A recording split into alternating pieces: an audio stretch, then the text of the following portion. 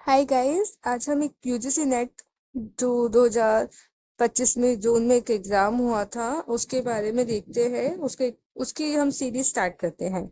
Alright, suppose कि हमें question दे रखा है कि एमपीसी हमें 0.8 दे रखा है और क्या दे रखा है, initial increase in tax revenue. Guys, tax revenue दे रखा है कि हमारा गवर्नमेंट का जो टैक्स रेवेन्यू वो 100 रुपीज से बढ़ रहा है। ठीक है, तो हमें उसका इम्पैक्ट बताना है कि नेशनल इनकम पे इसका इम्पैक्ट क्या होने वाला है। तो जो ऑप्शन हमारे पास है वो है हमारा कि national income will be increase by ₹100, national income will increase by ₹500, national income decrease by 400, national income decrease by 100। ठीक है, तो अब हम इसे जल्दी से लर्न करेंगे।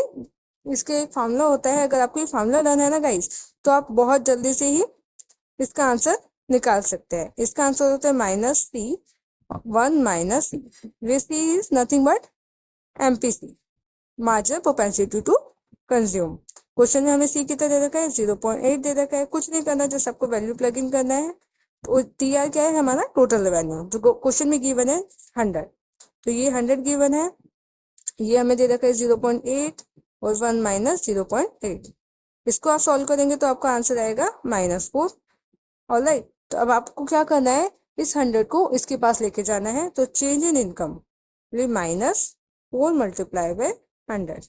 So what will be the impact कि जो हमारी जो इनकम है वो डिक्रीज होगी। माइनस साइन क्या इंडिकेट कर रहा है, माइनस साइन हमारा इंडिकेट कर रहा है डिक्रीज को।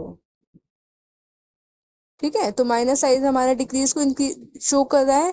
तो इस तरीके से हम जल्दी से इसका आंसर अपने पेपर में निकाल सकते हैं, जैसे आपको ये फॉर्मूला लर्न करने की दे रही है। ऑलराइट गाइस, ये बहुत प्रैक्टिस करने पे आसानी से याद हो जाता है, कोई हार्ड एंड फास्ट रूल नहीं है।